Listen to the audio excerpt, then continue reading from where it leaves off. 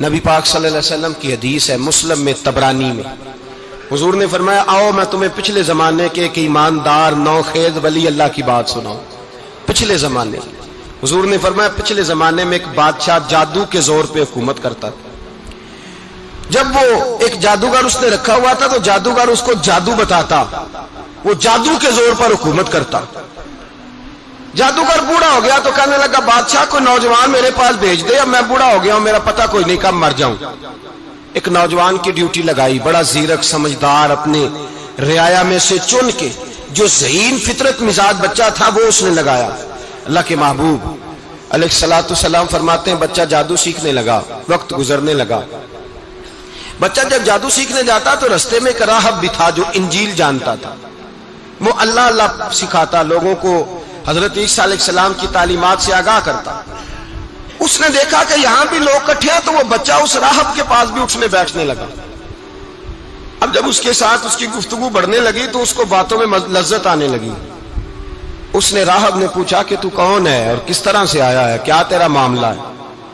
اس نے کہا جی میں جادو سیکھنے جاتا ہوں، آپ کی باتیں مجھے بڑی اچھی لگتی ہیں۔ اس نے کہا دین سیکھ، جادو سیکھنے والے کافر ہو جاتے ہیں، قرآن و حدیث سیکھنے والوں کو اللہ کامل ایمان عطا فرماتا ہے۔ فرمایا یہ سیکھ۔ بچہ بیٹھنے لگا، اس کے پاس آنے لگا، باتیں دل میں گھر کرنے لگی۔ ایک وقت آیا کہ مسلمان ہو گیا، اور مسلمان کیسے ہوا؟ بچہ کہتا ہے میں تجربہ کر کے ہوا۔ اب میں تھوڑا سا وقت جادوگر کے پاس بھی جاتا اور باقی سارا وقت وہاں بیٹھتا۔ میں ایک دن جا رہا تھا تو رستے میں اژدہا تھا، بہت بڑا سانپ تھا، رستہ روک کے کھڑا تھا۔ یہ حضور نے بیان کی حدیث۔ نبی پاک صلی اللہ علیہ وسلم فرماتے ہیں بچہ کہتا ہے کہ رستے کے اندر سانپ ہے، رستے بند ہے، لوگ چھتوں درختوں پہ چڑھے ہیں، ہراش ہے۔ کہتے چھوٹا سا روڑا میں نے اٹھایا تو میں نے کہا اللہ اگر جادوگر سچا ہے تو اسے مار دے۔ چھوٹا سا روڑا میں نے پھینکا، اژدہا کوئی نہ مرا۔ پھر چھوٹا روڑا اٹھایا، میں نے کہا اللہ اگر وہ عالم سچا ہے تو اسے مار دے۔ اب جب میں نے روڑا مارا تو اژدہا مر گیا۔ میرے اندر سے گواہی آئی نہیں دین کی باتیں سچی ہیں، نہیں قرآن کی باتیں اسلام سمجھانے کے لیے عرض کر رہا ہوں، اگرچہ اس دور میں انجیل تھی۔ اللہ رسول کی باتیں اچھی ہیں۔ کہتے میں مسلمان ہو گیا، اب میں نے راہب کے پاس ہی رہنا شروع کر دیا، جادوگر کے پاس چھوڑ دیا اس بچے نے آنا۔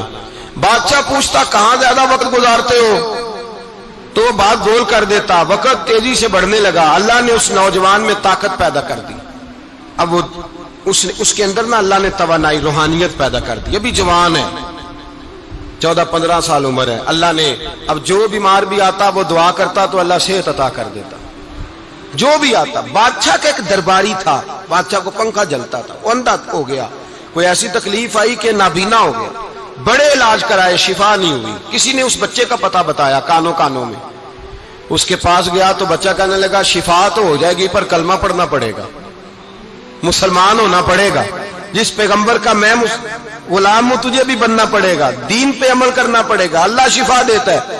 اس نے کہا تو مجھے کلمہ پڑھا، مجھے شفا دے، میں تیار ہوں۔ اس نے کہا شفا تو اللہ دیتا ہے۔ اس نے اللہ تبارک و تعالیٰ کا ذکر کر کے دعا مانگی، یہ مسلم شریف میں حدیث ہے، طبرانی میں موجود ہے۔ اللہ نے اسے شفا دی، اس نے کلمہ پڑھنا شروع کر دیا۔ یہاں ایک نقطہ لکھا ہے ہمارے علماء نے، کہتے ہیں جب اللہ ولایت عطا کرتا ہے نا تو یہ سفید بالوں والے کا حصہ نہیں ہوتی۔ اگر جوانی میں کوئی آدمی توبہ کر کے تصوف کے رستے پہ چلتا ہے تو سب سے زیادہ ولایت اللہ اسے عطا فرماتا ہے، سب سے زیادہ ولایت اس کے پاس ہوتی ہے۔ ابھی اس کے بال کالے ہیں، چڑھتی جوانی ہے، دعا کی تو اللہ نے، اور حدیث پاک میں موجود ہے کوڑے آتے تو شفا یاب ہو جاتے، اندھے آتے تو شفا یاب، برس والے آتے تو اللہ سے دے، جوان ہے۔ بادشاہ کے پاس وہ واپس گیا، وہ جو آدمی جس کی آنکھیں ٹھیک ہوئی تھی۔ بادشاہ نے پوچھا کہ کیسے شفا ملی؟ تو کہنے لگا میرے رب نے شفا دی ہے۔ بادشاہ سجدے کراتا تھا، اپنے آپ کو منواتا تھا معاذ اللہ، کہنے لگا میرے علاوہ کون رب ہے؟ اس نے کہا وہی رب ہے جس نے تجھے پیدا کیا ہے، اور وہی رب ہے جس نے مجھے اندھے کو آنکھیں دی ہیں، وہی ہے میرا مالک۔ کہا اچھا تو مجھے نہیں مانتا؟ کہا نہیں میں اپنے رب کو مانتا ہوں۔ بادشاہ نے اسے سزا دی، ستایا، اس نے بچے کا پتہ بتایا، پھر بچے کو بلا کے ستایا تو اس راہب کا پتہ بتایا، راہب بھی قتل ہو گیا، نابینا بھی قتل ہو گیا۔ بادشاہ نے کہا سپاہیوں سے اس بچے کو لے جاؤ اور پہاڑ کی چوٹی پہ جا کے نیچے پھینکو تاکہ مر جائے. بچہ پہاڑ کی چوٹی پہ گیا تو ہاتھ اٹھا کے کہنے لگا یا اللہ میرے لیے نہیں اپنے لیے، میرے لیے نہیں اپنے لیے انہیں اپنی قدرت کے جلوے دکھا.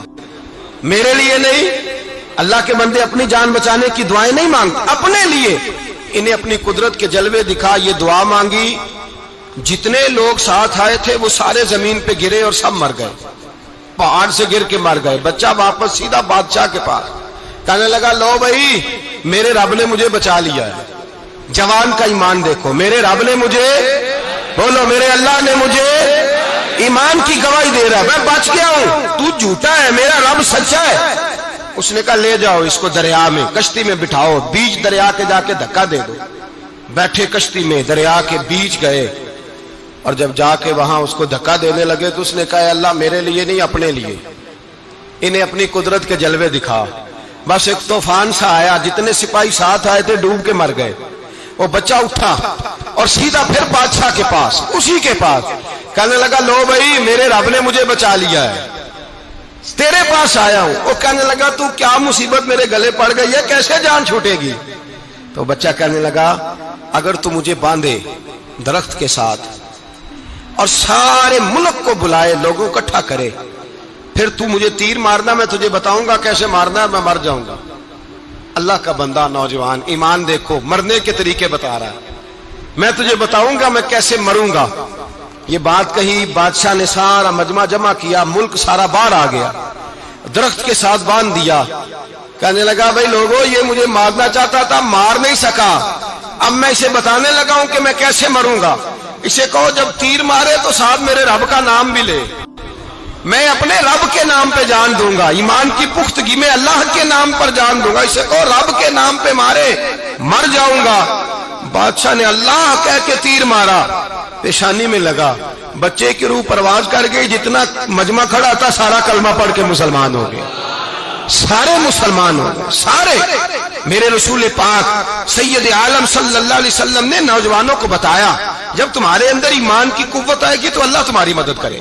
فرمایا وہ نوخیز ولی تھا، ابھی جوان رانا تھا، ابھی اس کی پیشانی پر جوانی کے آثار تھے، لیکن اس نے اللہ کو راضی کیا، رب کریم کو راضی. ولایت کا مطلب بڑھاپا نہیں، ولایت کا مطلب وہ نہیں کہ جب بڑا لمبا وقت گزر جائے تو پھر آدمی آئے کہ نہیں اب کیا کرنا ہے، اب مسجد ہی ہے، اب تو اس کے علاوہ گزارا ہی کوئی نہیں. تو اس وقت کا آنا اللہ کی بارگاہ میں قبول تو ہے، لیکن شاباشی اسی کو ملتی ہے جو جوانی کا وقت آئے، جو عین اس وقت آئے جو وقت میرے رسول پاک علیہ السلام کے غلام عبداللہ ابن عمر، حضرت عبداللہ ابن عمر رضی اللہ تعالیٰ عنہ فرماتے ہیں کہ میں نکلا، مجھے سفر کے لیے جانا تھا، تو تھوڑی سی کھجوریں، تھوڑا سا سرکہ، ایک شہد کی بوتل، چیزیں میں نے سفر کے لیے ساتھ رکھ لی. میں جب مدینے سے باہر صحرا میں نکلا نا تو رمضان نہیں تھا، غیر رمضان تھا. میں نے ایک نوجوان کو دیکھا بکریاں چرا رہا ہے، بکریاں چرا رہا ہے. اے جوان، آپ فرماتے ہیں اس کا چہرہ بڑا نورانیت والا، گرد پڑی ہوئی پر بڑا حسین. فرماتے ہیں میں نے اس کو کہا کہ آ جاؤ کھانا کھا لو، روزے بھی نہیں تھے. کہنے لگا نہیں میں نے روزہ رکھا ہوا ہے. فرماتے ہیں میں نے کہا پتہ کروں کہ نیرا نیک ہی ہے کہ پرہیزگار بھی ہے.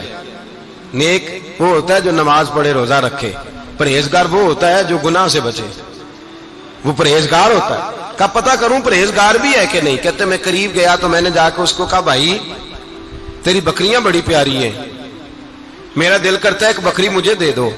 کہتے وہ جوان، غربت بھی، پریشانی بھی، پر دامان توکل کی یہ خوبی ہے کہ اس پر پابند لگے ہوتے ہیں، دھبے نہیں ہوتے. غربت ہے. کہا جناب ایک بکری دے دو.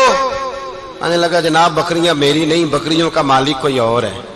کہتے میں نے آزمانے کے لیے کہا کہ بکریوں کے مالک کو کہنا ایک بکری بھیڑیا لے گیا ہے، کہہ دینا بھیڑیا لے گیا ہے. تو کہتے اس نے میری طرف دیکھا، گرد سے اس کے بال اٹے ہوئے، آنکھوں میں روشنی، چہرے پہ اطمینان، لب و لہجے میں ایمان کی طاقت. نوجوان کہنے لگا حضور بکریوں کے مالک کو تو کہہ دوں گا بھیڑیا لے گیا ہے، جب عرش کا مالک پوچھے گا تو کیا جواب دوں گا، اللہ کو کیا جواب دوں گا. کہتے ہیں میں کانپنے لگا، اس کی بات سن کے واپس آیا، جو کام نکلا تھا وہ چھوڑا، واپس لوٹ آیا. میں نے پتہ کیا کس کا غلام ہے، پتہ چلا فلاں آدمی کا ہے. کہتے میں نے پہلے غلام خریدا، پھر پتہ کیا تیرے پاس بکریاں کتنی ہیں، اس نے کہا 400. کہتے میں نے مالک سے ساری بکریاں خریدی، پھر غلام کو بلایا، پھر وہ بکریاں تحفے میں دی، تحفے میں۔ کہنے لگا حضور یہ سارا کچھ مجھے کیسے ملا؟ میں نے کہا تیرا ایمان بڑا پختہ تھا تو میرے رب نے تجھے انعام عطا فرمایا۔